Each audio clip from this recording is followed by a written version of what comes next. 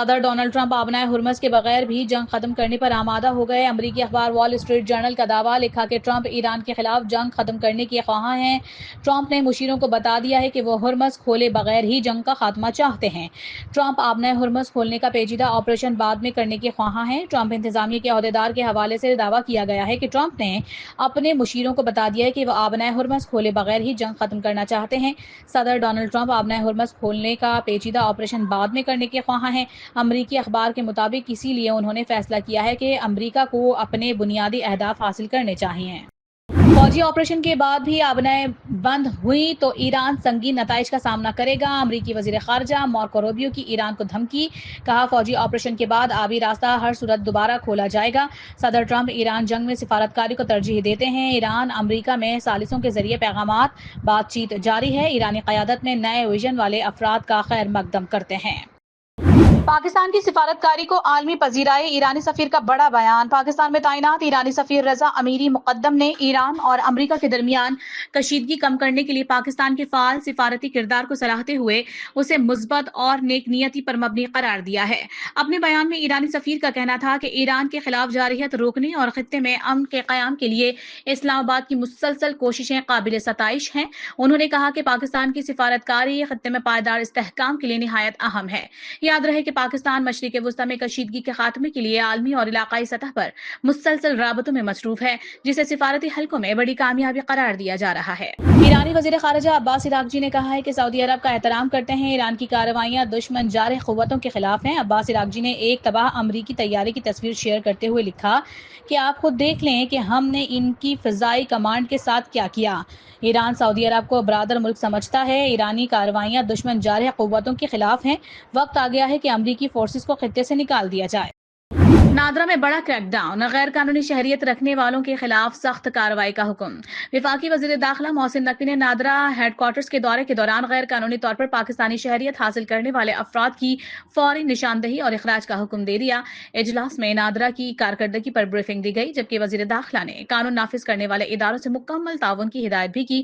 حکام کے مطابق لاکھوں فوت شدہ افراد کے شناختی کارڈز منسوخ اور ان کے نام پر رجسٹرڈ سمز بلاک کی جا رہی ہیں۔ محسن نقوی نے شناختی مسائل کے حل کے لیے 30 دن کی ڈیڈ لائن مقرر کرتے ہوئے جدید دفاتر کے قیام کا ماسٹر پلان بھی طلب کر لیا۔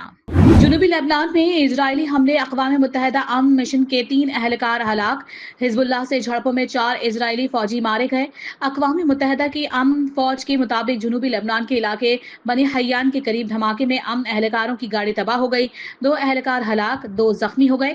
جنوبی لبنانی گاؤں میں بھی ایک انڈونیشیائی امن اہلکار گولہ لگنے سے ہلاک، ایک شدید زخمی ہو گیا۔ حزب اللہ کے بھی شمالی اسرائیل اور جنوبی لبنان میں اسرائیلی افواج کے ٹھکانوں پر راکٹ حملے، جھڑپوں میں مزید 4 اسرائیلی فوجی ہلاک کر دیے۔ گورنر سندھ کا وکلا برادری سے خطاب، عدالتی نظام میں نظم و ضبط اور ذمہ داری پر زور۔ گورنر سندھ نہال ہاشمی نے سندھ ہائی کورٹ کے دورے کے موقع پر وکلا برادری سے خطاب کرتے ہوئے کہا ہے کہ قانونی پیشہ ور افراد کو عدالتوں سے غیر ضروری ریلیف کی بجائے قانونی تقاضوں کو ترجیح دینی چاہیے۔ انہوں نے وکالت کے پیشے کو بانی پاکستان سمیت اہم قومی شخصیات سے منسلک کرتے ہوئے اس کے تاریخی اور آئینی کردار پر روشنی ڈالی۔ گورنر سندھ نے کہا ہے کہ وہ وکلا کے حقوق کے لیے ہر سطح پر آواز اٹھاتے رہیں گے۔ اپنے خطاب میں انہوں نے ملک کی سیکیورٹی صورتحال پر بھی اظہار خیال کرتے ہوئے بھارت کی جانب سے ممکنہ فالس فلیگ آپریشن کے خدشات کا ذکر کیا اور قومی یکجہتی پر زور دیا۔ انہوں نے ذخیرہ اندوزی کے خلاف اجتماعی ذمہ داری اور نظم و ضبط کی ضرورت پر بھی زور دیا۔ گورنر سندھ نے کہا کہ وہ سرکاری تنخواہ نہیں لیتے اور ذاتی اخراجات اپنے اہل خانہ کے ذریعے پورے کر رہے ہیں، جبکہ وکلا کو قائد اعظم کے اصولوں کا وارث قرار دیتے ہوئے پیشہ ورانہ وقار برقرار رکھنے کی اپیل کی۔ اسرائیلی پارلیمنٹ کی متنازع قانون سازی، فلسطینیوں کے لیے سزائے موت کی منظوری۔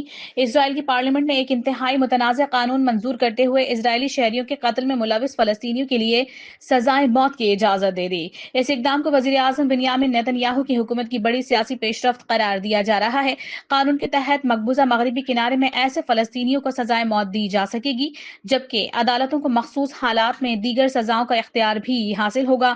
انسانی حقوق کی تنظیموں نے اس قانون کو سخت تنقید کا نشانہ بناتے ہوئے اسے غیر قانونی اور امتیازی قرار دیا ہے۔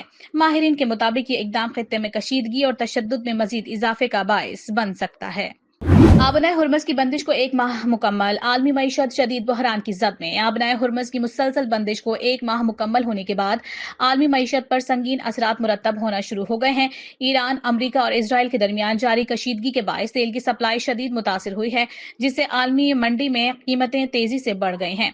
ताज़ा आदाद शुमार के मुताबिक बरतानवी खाम तेल की कीमत $113 फी बैरल, जबकि अमरीकी खाम तेल $103 फी बैरल तक पहुंच चुका है। माहिरीन ने खबरदार किया है कि सप्लाई बहाल ना हुई तो तवानाई बहरान मजीद शिद्दत इख्तियार कर सकता है। पाकिस्तान चीन दोस्ती मजबूत से मजबूत तर। मशरिकी वस्ता में जंग रोकने के लिए मुश्तरका मौक़िफ़।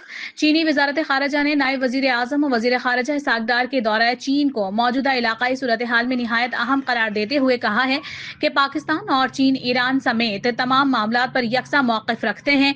चीनी तर्जुमान के मुताबिक दोनों ममालिक मशरिकी वस्ता में जारी कशीदगी के खात्मे और पायदार अमन के क़याम के लिए करीबी राबते में हैं, जबकि पाकिस्तान की सिफारती कोशिशों को सराहते हुए चीन ने मुकम्मल हिमायत का ऐलान किया है। बयान में इंकशाफ किया गया है कि चीन के 3 बहरी जहाज आबनाए हुर्मस से बाहिफाजत गुजर चुके हैं, जबकि अमरीका और इसराइल से फौरी जंग बंदी का मुतालबा भी किया गया है। चीन ने जौहरी तनसीबात पर हमलों की शदीद मसम्मत करते हुए वाज़ेह किया है कि खित्ते में अमन के लिए तहम्मुल और सिफारतकारी ही वाहिद रास्ता है। और अब कुछ खेल की बातें। किया है पीसीबी ने बड़ा फैसला, फखर जमान 2 मैचों के लिए मुअत्तल। पाकिस्तान क्रिकेट बोर्ड ने कौमी क्रिकेटर और लाहौर कलंदर्स के अहम खिलाड़ी फखर जमान को बॉल टैंपरिंग के इल्जाम में 2 मैचों के लिए मुअत्तल कर दिया है। पीसीबी के मुताबिक ये वाकया लाहौर कलंदर्स और कराची किंग्स के दरमियान मैच के दौरान रिपोर्ट हुआ, जिस पर ज़ाब्ता अखलाकी लेवल 3 की खिलाफ वर्जी के तहत कार्रवाई की गई। मैच रेफरी रोशन महानामा ने समात के बाद तमाम शवाहिद का जायजा लेते हुए फखर जमान को कसूरवार करार दिया है। समात में टीम इंतजामिया और कप्तान शाहीन शाह अफरीदी भी मौजूद थे। इस फैसले के बाद फखर जमान, मुल्तान सुल्तान्स और इस्लामाबाद यूनाइटेड के खिलाफ आइंदा 2 मैचों में टीम की नुमाइंदगी नहीं कर सकेंगे, जबकि लाहौर कलंदर्स ने फैसले पर तहफ्फुज़ात का इजहार किया।